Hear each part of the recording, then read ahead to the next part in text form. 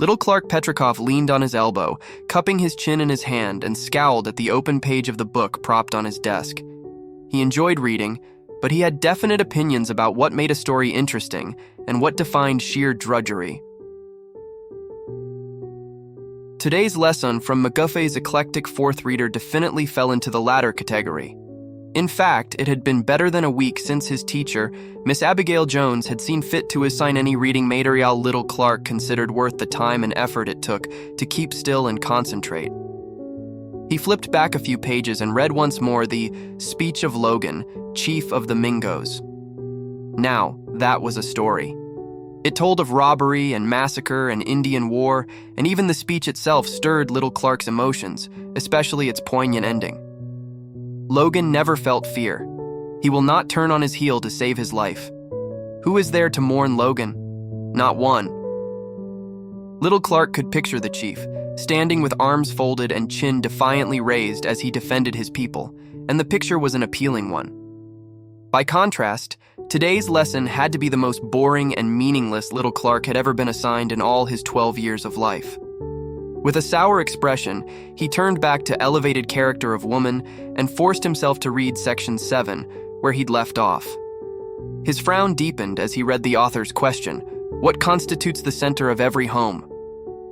Given the title of the article, the answer was obviously supposed to be woman, but little Clark intended to dispute that point vigorously if given the chance. There was no woman at the center of his home, but that didn't mean his home wasn't just as good as any that still had a mother. Clark glanced out the frosty window pane and sighed, wishing he were home now instead of trapped in the overly warm schoolroom. Miss Jones always kept the fire stoked hot during winter, and that made it even harder for Clark to concentrate. All he could think of was getting out of here and into the crisp outdoors. It was still an interminable time until recess, however, so he once more stared at his reader, trying to formulate answers to the questions at the end of the article. With a topic like this one, Miss Jones was bound to explore every query in mind-numbing detail. The teacher's shrill voice interrupted the boy's musing. "Children, you may put away your readers now," Miss Jones directed. "We will discuss the readings tomorrow, but today I've planned a special art project I'm sure you'll all enjoy. Could I have 2 volunteers to pass out some paper?" Almost every hand in the room went up, little Clark's included, and he was thrilled to be one of the 2 chosen, anything to get out of his seat for a few minutes. Clark grinned at his friend Tuck, who was walking to the front of the class from the opposite side of the room. Tuck and Clark were as different as night and day, Tuck easygoing and rarely riled, while Clark had a hair-trigger temper that frequently landed him in hot water. They had become friends on Tuck's first day at school when a bunch of rowdies had made fun of the shy boy's front name, Aylesworth, which his mother had picked from some storybook she was fond of. Clark had stopped the taunting with a few well-aimed blows, then aided the newcomer's acceptance by promptly dubbing him Tuck, a shortened version of his last name, Tucker. Nowadays, only Miss Jones called him Aylesworth. Miss Jones handed a stack of white paper to Tuck and one of red to little Clark. "Please give each student a sheet of each color," she directed. Little Clark led off, with Tuck, as always, following in his wake like a faithful puppy. Once the papers were distributed, Miss Jones thanked the boys and they returned to their seats. Then the teacher smiled at the room full of wondering eyes. "Who can tell me what holiday we'll be celebrating in just 2 days?"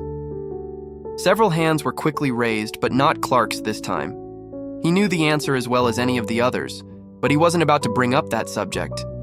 Instead, he groaned and slid down in his seat, trying to look invisible. Across the aisle to his right, another friend, Seth Pruitt, did the same. It was Sally Morris the teacher called on, and the blonde, ringlet-crested girl giggled out her answer.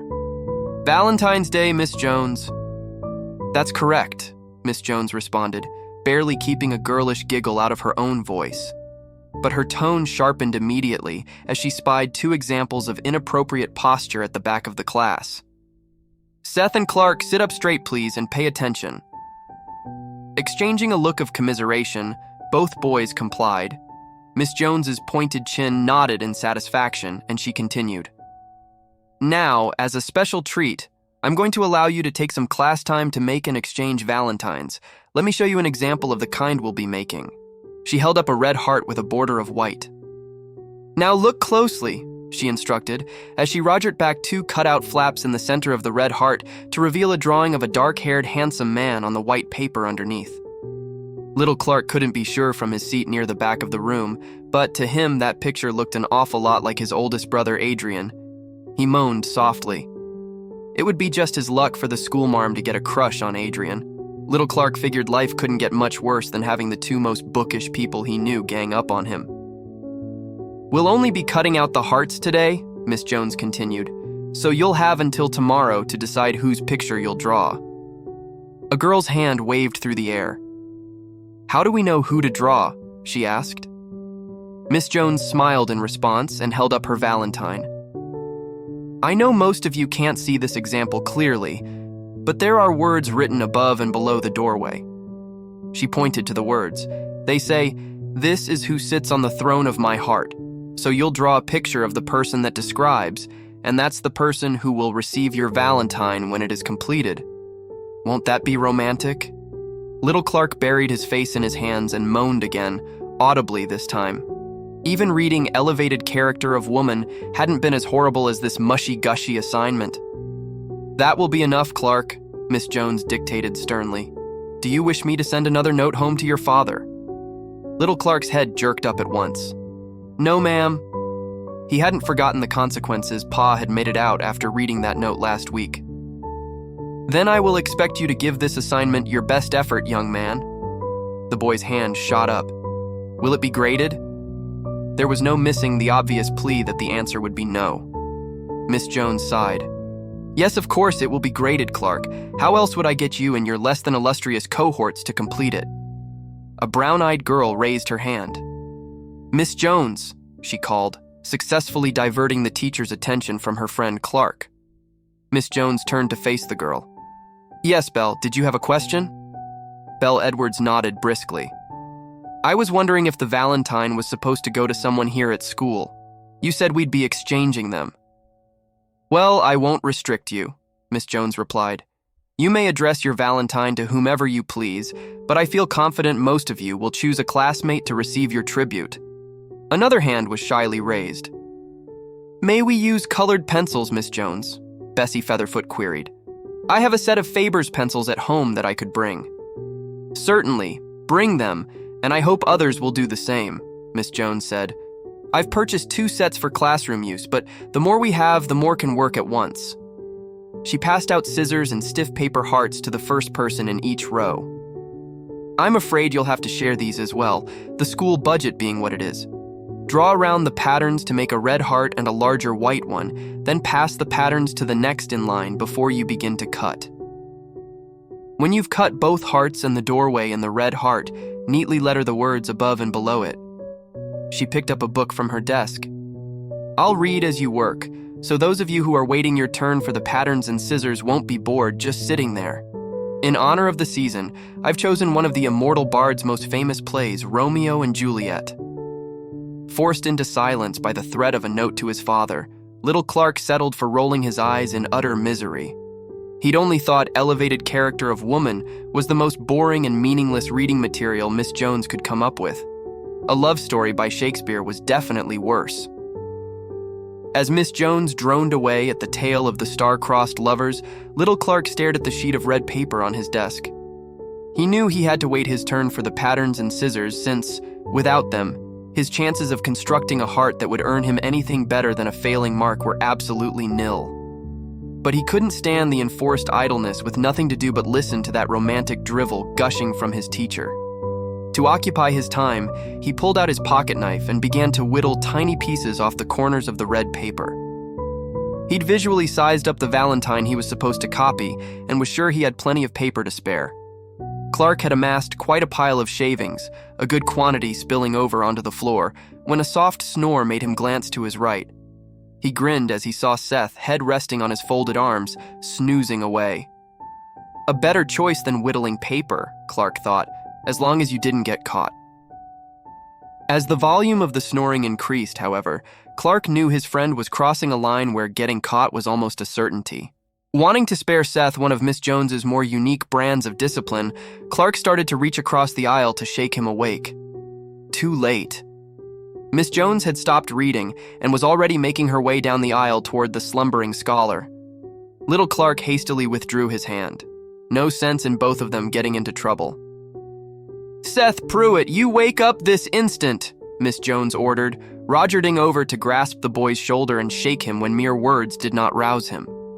As she leaned over, however, she caught sight of the red paper shavings littering the floor, and her eyes shot across the aisle to a new target.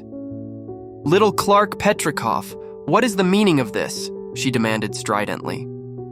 At the loud voice, Seth jolted awake and gazed blearily at the drama unfolding to his left. Little Clark swiftly swept his hand across his desk, sending the telltale scraps cascading to the floor on the opposite side, then immediately realized what a futile attempt at concealing the evidence that was. What kind of fool pulls a stunt like that right under the teacher's nose? He chided himself. Unable to come up with an adequate excuse for his actions, he gave Miss Jones a sheepish grin and shrugged. "I don't know," he mumbled. "Well then, I'll provide you some time to think about it, young man," the teacher announced as she pointed to the front of the classroom. "March! You too, Seth." What did I do?" Seth asked, standing drowsily to his feet. A wave of titters rippled across the classroom. "You will have plenty of time to ponder that," Miss Jones declared. "To the blackboard, both of you!" Clark moaned softly and led the way. He had a strong suspicion that today's discipline would take a form he'd experienced before, and the suspicion was confirmed when Miss Jones drew 2 circles, one at each end of the chalkboard stretching across the front of the room. With a sigh, he pressed his nose into one circle as Seth took his position at the other. Like Clark, Seth had been here before and knew what was expected. As Miss Jones's rules required, both boys stared straight ahead, hands at their sides, and, thus held captive, listened without respite or remedy to the continuing saga of Romeo and his beloved. When everyone in the room except the 2 culprits at the blackboard had finished cutting out their hearts, Miss Jones dismissed the students for recess, telling them to leave all their scraps of paper on their desks. She said nothing to Seth or little Clark for the first 5 minutes of recess, then told Seth to go to his desk and complete the assignment he had missed, due to what she called his sluggishness. Seth took patterns and scissors to his desk and began to cut. "Come here, Clark," Miss Jones said next. Little Clark obediently came to her desk and stood with his hands behind his back, his expression that of a prisoner awaiting sentence. "I want you to turn and look at this classroom," Miss Jones directed. Clark did as he was told. "Do you notice anything out of place?" Clark cocked his head at her. "Well, there's a lot of paper laying around." Miss Jones gave a curt nod. "Precisely. It will be your task to pick up every piece, Clark." "But I didn't do all that," Clark protested. "No, but you have an obvious need to overcome slovenly habits, young man," Miss Jones smirked, "so I intend to give you ample practice. Begin at the front of the classroom and work your way back. Pick up each scrap individually and carry it to the waste can." Little Clark's face flushed scarlet with anger. For a moment, the boy considered defying what he thought a most unfair penalty for his misdemeanor, but remembered just in time the dim view his father took of disrespecting his elders. There'd be an even more severe punishment awaiting him at home if Pa learned he had disobeyed his teacher. Without a word, he turned and began to pick up the paper strewn on the desks, taking each piece to the waste can, then walking back to pick up the next. Seth raised his hand. "I'm finished, Miss Jones." "Very well, Seth," Miss Jones said. "You may enjoy the remainder of recess, but before you go outside, put your work away and leave the scraps on your desk. I'm sure Clark will be glad to clean them up for you, won't you, Clark?" Little Clark turned, a stubborn look in his eye. "No, ma'am." Miss Jones frowned severely. "What?" "I'll clean it up," Clark sputtered. "But I won't say I'm glad about it, 'cause I ain't. I don't lie." Miss Jones nodded primly. "As I wouldn't want to discourage any virtue in you, Clark, I will accept your explanation. Back to work now." Clark continued his dreary task, made all the more irksome now by the knowledge that he alone would be deprived of the afternoon recess. The way Miss Jones had him doing this job, it would likely take the entire period, probably even longer. If she didn't change her mind, he'd be entertaining the entire room with this performance, and while most of the students would sympathize with him, there were others who'd relish his misery. He had finished clearing the large scraps from the other students' desks when he saw Miss Jones head to the door to call them in. "Ma'am, can I use the broom to sweep up what's in the floor? It's the only way I can get it done before the others come in." Miss Jones shook her head, giving the boy a smile that, to Clark, looked utterly malicious. "No, Clark. I said each piece by hand, and I meant by hand." "But they're so tiny," little Clark whined, looking at the pieces he had whittled. "It'll take forever, and I'll miss some of my lessons." Miss Jones almost laughed. She knew exactly how concerned little Clark Petrikov was about missing his lessons. "You'll simply have to stay after school to complete whatever work you miss and to cut out your Valentine," she said, then opened the door and rang the bell to signal the end of recess. While the other students recited their lessons, little Clark kept up his endless trek to and from the waste can. As he had predicted, most of the girls cast sympathetic smiles at him each time he passed, but a few of the boys, even some he counted friends, grinned at his discomfort. Others, those who took periodic delight in setting off Clark's well-known temper, made faces and snickered so loudly they earned their own share of Miss Jones's displeasure. Clark finally finished and returned to his desk, just in time for the arithmetic lesson. He found it hard to concentrate on the problems in his book. However, when all he was truly interested in calculating was how long he'd have to stay after school to make up the missed work and how many minutes late he could be without inciting his father's wrath. Clark came charging into the yard on his black and white Pinto and all but flew from the saddle. His big in every way brother Eric, who'd come out of the barn when he heard the thundering hooves, immediately grabbed his younger brother by both shoulders. "How many times you gotta be told not to run that pony so hard? It's dangerous to you and her both." "Sorry," Clark replied by rote. "I hear that most every day, little Clark," Eric complained, "but I don't see you changing your ways, boy." "I'm sorry, honest Eric," little Clark said more contritely, "but I'm in an awful hurry today. Is Pa home?" "Yup," Eric said, grinning at his younger brother's crestfallen face. "And if you're wondering whether he's noticed you're late, the answer's yes. He ain't worked himself into a full fret yet, but he's headed there." He reached for the reins of Clark's horse. "Get on inside and get warmed up, young'un. You've had a long, cold ride, and putting off what's waiting for you won't make it any easier." Clark ran a loving hand over the Pinto's mane. "Give her a bait of oats and brush her down real good, you hear?" Eric chuckled. "Ain't you forgetting who taught you all you know about grooming a horse?" He lifted Clark's hat and tousled the boy's curly brown hair. "Don't worry. I'll treat Gunsmoke like she's a princess." "She is." Clark grinned and ran for the house. He headed straight for the fireplace and stretched his hands toward the warmth of the flames. "Clark," his father called ominously from the alcove behind him. Clark sighed and approached the gray-haired man cautiously, hoping it wasn't his backside that was about to be warmed. "Yeah, Pa." "You're late," Roger said sternly. Little Clark decided he might as well own up to his offense right away. Pa'd wormed the truth out of him one way or another, and the consequences tended to be lighter when he confessed quickly. "I got kept after school, Pa. I'm sorry if I worried you." Roger took a deep breath. "Again. What was your offense this time, you young scamp?" Clark looked down at his boots. I made a mess with some paper we were cutting, and Miss Jones made me clean it up. I missed some lessons while I did that and had to stay after to make them up." Roger tilted his head to examine his son's face. No obvious signs of prevarication, but with little Clark, it paid to double-check. "Is that all?" he demanded. Little Clark looked steadfastly into his father's eyes. "Yes, sir. That's all I did. Honest." Roger smiled. "All right, Clark. I believe you. Just don't let it happen again. Hop Sing's got some fresh cookies and cocoa for you in the kitchen. Then hurry around and get your chores done." Clark backpedaled toward the kitchen. "Sure thing, Pa. Cookies, cocoa, and chores. I can handle all that in record time." "No need to set records. I'd prefer you chewed the food." Chuckling, Roger shook his head and returned to his desk, secretly wondering how Miss Jones could put a room full of children together with paper and scissors and not expect a mess. Well, Clark could be sloppy and careless about his chores, so he probably had created enough clutter to deserve the discipline he'd received. Roger felt he could afford to be tolerant this time. At least the boy hadn't been fighting. The chores were finished, and the rest of the family had gathered around the dinner table when Adrian came in, placed his black hat on the peg by the door, and laid his holster and gun neatly on the cabinet to his left.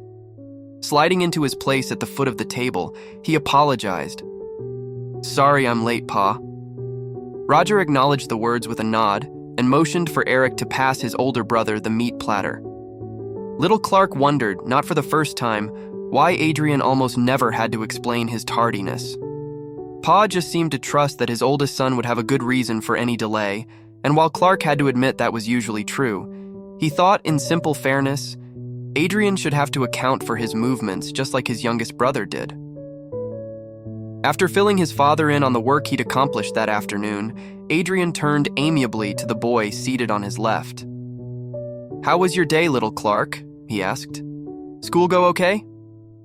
"Well, the morning went fine," little Clark acknowledged, then frowned. "Things got kind of rocky in the afternoon." "Got kept after," Eric informed their older brother. "Ah, a typical day then." Adrian laughed and grinned even wider as he saw Clark scowl. "Miss Jones has come up with the worst assignment ever," little Clark confided. "And what's that?" Adrian queried, amusement lacing his voice. "Arithmetic or history?" Little Clark slumped in his chair. "Worse," he groaned. "Valentine's." "Oh no," Eric commiserated. "Miss Jones's favorite holiday. I should have known." Feeling he'd found an ally, little Clark expanded on the topic. "Yeah, we had to cut out these sappy-looking hearts with doors in them and write, 'This is who sits on the throne of my heart' on it, and tomorrow we're supposed to draw somebody's picture inside. Isn't that the stupidest schoolwork you ever heard of?" "Just about," Eric agreed. He'd always hated to see Valentine's Day come around when he was in Miss Jones's class, but at least she hadn't made her students do anything but listen to boring love stories in his day. "She didn't read about Sir Walter Raleigh and Queen Elizabeth, did she?" Eric asked, suddenly remembering one of Miss Jones's favorite examples of romantic chivalry. "Worse," Clark groaned. "Romeo and Juliet." Adrian arched a black eyebrow at his youngest brother. "I'll have you know, young fellow, that Romeo and Juliet is a classic piece of literature, one with which you should certainly make acquaintance. Although perhaps at a later date," Roger suggested with a smile that moved from his youngest to his eldest. Adrian shrugged, conceding the point. Little Clark probably was too young to appreciate Shakespeare's craftsmanship. Taking courage from his father's demeanor, little Clark decided to risk begging off from the assignment. "You don't really think I ought to have to make that silly Valentine, do you, Pa? I mean, it's not like I'll find any use for that around the ranch or anywhere else." Roger tried to adopt a serious expression. "Now, Clark, I'm sure Miss Jones has a good reason for that assignment. She's probably trying to develop hand coordination, an area in which you could use some work, son." Little Clark shook his head in complete rejection of his father's theory. "Oh no, Pa. She's trying to make me like girls, and I don't see a bit of use in 'em, Pa." Roger grabbed a napkin to cover his failure to keep a straight face. If he were honest, he was quite content to keep his third son young and innocent a while longer. Having two boys who were giddy over girls was quite sufficient, but he knew he had to support the teacher's authority. "Now, Clark, I'm sure you can find one of your schoolmates deserving of your admiration. Did Miss Jones say the Valentine had to go to a girl?" Little Clark thought carefully, then smiled, certain he'd found the way out of his dilemma. "No, Pa. No, she didn't." Most of Clark's friends were already in the schoolyard when he arrived the next morning. He'd wanted to be there early, but Pa had insisted on his eating a solid breakfast since he'd mostly played with his food the night before. Still, Clark calculated that he had time for a little earnest conversation, so after stabling Gunsmoke in the small barn the school provided for out-of-town students, he gathered his closest companions in the shadow of the building. "Look, fellas, you're not any more excited about this Valentine business than I am, are you?" "Nope," Mitch Devlin readily agreed, while Seth Pruitt merely shrugged and Tuck nibbled his lower lip. "Okay," Little Clark announced. "I've thought of a way to get us out of drawing some girl's picture. See, we band together and give the fool card to each other. All for one, One for all, like the Musketeers. I figure me and Seth can trade off and Mitch and Tuck can do the same. How's that sound? I can't, Tuck said, flushing with embarrassment. Why not? Little Clark demanded. Well, I was complaining to Ma last night about having to make the thing, Tuck stammered, and she said she'd treasure getting a card like that from me, so I gotta do it. You can see that, can't you, Clark? Though clearly disappointed that his plan wasn't working quite the way he'd envisioned, little Clark nodded. Yeah, Tuck, I can see that. A fellow can't disappoint his ma, I reckon. Okay, so it's just the three of us. The three Musketeers. Seth grunted. I got other notions. Clark's green eyes narrowed. Girl notions? He demanded hotly. Fire flashed in Seth's eyes. Yeah, girl notions. Just 'cause you don't like them, don't say I gotta feel the same. I mean, I'm a year older than you, Clark, and I'm starting to think kindly on the fillies. Little Clark gave his best friend a look of supreme disgust, then turned hopefully to Mitch. Well, that just leaves the two of us, I guess. Mitch waved his hands before his face and shook his head vigorously. Not me. No way. Maybe if we was all going along, but not just you and me. No, sir. I ain't looking to be the laughingstock of the whole blame school. You said you didn't want to make that Valentine, Clark accused at the top of his lungs. I don't, Mitch yelled back, but if there's one thing worse than giving one to a girl, it's gotta be giving one to a boy. I ain't gonna do it, Clark, and I'd better not get one from you either, so help me. I'll punch you if you pull that on me. Loud laughter interrupted the boys' discussion, and the quartet turned to face a trio of cackling older boys. What's the matter, little Clark Petrikov? Horace Weber, the biggest of the bunch, snickered. Ain't you growed up enough to spark a filly? Nah, that ain't it, Pete Perkins, the leader's only slightly smaller cohort, snuffled disdainfully. He just knows any girl with sense wouldn't put up with a little runt like him. A mocking sneer enveloped Horace's face. You got it, Pete. He leaned his face close to Clark's. Ain't that right, runt? Seeing little Clark's fists tighten, Seth grabbed his friend from behind. Don't let him rile you, Clark, he urged as the younger boy struggled to break free. Yeah, Clark, he's just trying to make trouble, Mitch said, and you've already had a plateful this week. Let me go, Clark hollered, kicking at Horace with the only weapons still at his disposal. Horace backed up 2 steps. Ooh, hold him back, fellas. Don't let the runt punch me in the shin with them teeny-weeny fists of his. With a taunting laugh, the bully started to walk away, then turned back as a new jibe struck his funny bone. Shucks, little Clark. I got the perfect answer to your problem. You can make a Valentine for old maid Jones. Yeah, Pete hooted. Bet she won't get no other, which makes them 2 of a pair. Course, she'd probably rather get one from his big brother, but beggars can't be choosers. Hey, everybody! Horace yelled across the schoolyard in a sing-song voice. Little Clark Petrikov's sweet on Miss Jones. He's gonna give his Valentine to her. By this time, little Clark's face was blotched red and purple with anger, and he was jerking as hard as he could against the hands pinioning his arms behind him. Seth looked at Mitch, and, when Mitch reluctantly nodded, turned loose of little Clark. They both agreed that their friend couldn't possibly let Horace get away with that kind of talk, even though, given the difference in their sizes, little Clark was undoubtedly headed for a beating. Little Clark dove for Horace's knees, and the surprise attack took the larger boy off guard for a moment. Horace recovered quickly, however, and began to land blow after blow on Clark's face and stomach. Clark fought back stalwartly, but he only managed to strike Horace about once for every 5 punches he received. Clark's 3 friends hated to see him hurt, but they felt compelled to let Clark fight his own battle, as long as the fight was a fair one.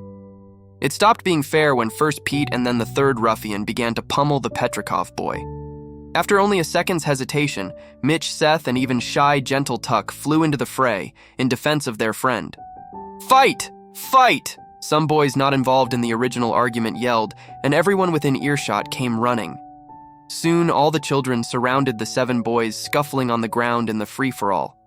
The boys watching shouted encouragement to one side or the other, while the girls, except for Tomboy Belle, shrieked in horror at the sight of blood.